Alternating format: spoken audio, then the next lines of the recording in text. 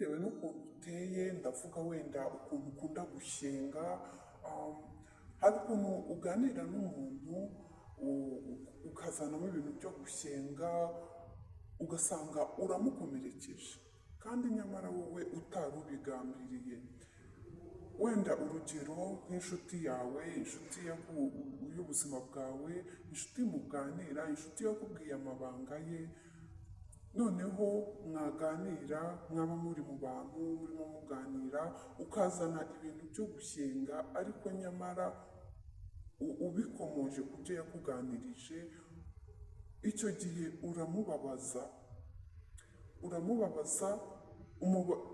umubabaza iyo ukoresheje amagambo ajyanye n'ibyo yakubwiye. But it's okay, nta kibazo, gushyenga nta kibazo, ariko nanone ikibi ni ugukoresha amagambo ugamije kumusesereza cyangwa kumukomeretsa. Ni ukuvuga ko wenda reka nsobanura ibi ngibi. Iyo uri umuntu ugira amashyenga cyane, ujye wirinda kugira amagambo ukoresha ashobora kuba yakomeretsa umuntu.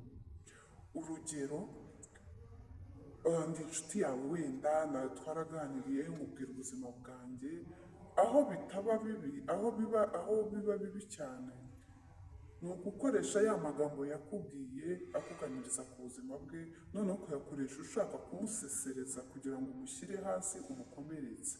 Icyo gihe iyo umukomerekeje umutima, nawe uzakomeretswa umutima wawe. Niba ukomerekeje umutima w'undi ukoresheje amagambo, nawe umenye neza yuko hari abandi bazakomeretsa uwawe. Ariko iyo uri umuntu uri umunyamashyengo nyine ariko utagamije gukomeretsa abantu, ni hahandi uvuga ibintu utari ubigambiriye, wiganiriraga, washyengaga. Bamwe bavuga wenda nkoresheje indi mvugo y'amahanga ngo ni burage, wabifataga nka burage nyine, aribyo mvuga amashyengo, gushyenga, ukabifata nk'imikino utari ubigambiriye. It's okay. Aho bitari not okay, naho ukoresha amagambo ugamije gusesereza umuntu, ugakoresha ya magambo umuziho yakuganije ku buzima bwe, ukayakoresha ushaka kugira ngo umukomeretse, umushyire hasi, ukoresheje ya magambo yuzi ku buzima bwe. Aho ntabwo biba ari byiza pe. Tujye dutekereza, duhindure imyumvire, turebe kure, turebe uburyo dushobora kubana na bagenzi bacu neza, tutabasesereje, tutabakomerekeje, kuko akenshi icyo ubiba nawe nicyo usarura. Icyo ukoreye undi, nawe umenya ngo ejo hazaza nicyo nawe kizakugirirwa. Gishobora kugirirwa kitanyuze mu nzira wanyuzemo, ariko kigaca mu zindi nzira.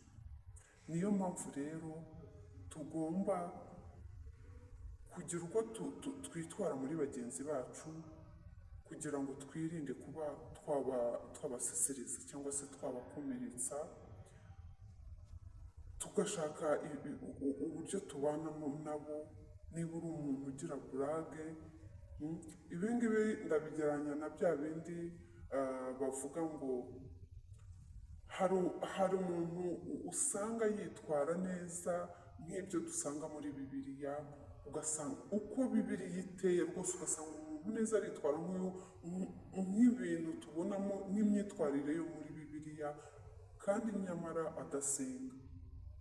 Ugasanga umuntu ari kwitwara nk'umuntu usenga, yitwara neza ku buryo uvuga uti uyu muntu rwose neza yujuje ibintu tujya tubona muri Bibiliya, ugasanga arabikurikije kandi adasenga. Mu gihe wa wundi usenga nta na kimwe yubahiriza muri byo. Hari abakunze kuvuga yuko abatwara Bibiliya bose atari ko basenga. Hariho rero n'abakurikiza amagambo Bibiliya itubwira y'imyitwarire no muri bagenzi bacu, ugasanga hari umuntu ubyujuje neza ikintu ku kindi ariko adasenga pe. hakabaho noneho n'usenga bya buri gihe ubona kuko rwose bibiliya ye itajya hasi, ariko wajya gusanga kureba imyitwarire ugasanga nta na kimwe kijyanye n'ibyo akora, ugasanga nta kintu n'iki kijyanye n'ibyo akora. Aha rero kuri iyi si abantu niko tumeze, imyitwarire yacu ntabwo ihuye, imitekerereze yacu ntabwo ihuye. Niyo mpamvu tuba tugomba kugira uko tubana na bagenzi bacu, imyitwarire yacu muri bagenzi bacu, aho uri, aho utuye, aho ugenda, aho ubana nabo umunsi ku munsi, ukagira uko ugomba kubana n'abantu kugira ngo nawe ejo bizakugarukire. Ni ukuvuga ko imyitwarire witwara muri bagenzi bawe nawe niyo iza ikongera ikakugarukira mu buryo bumwe cyangwa se ubundi, birongera bikakugarukira mu buryo bumwe cyangwa se ubundi utazi, ujya kubona gusa ukabona birakoretse.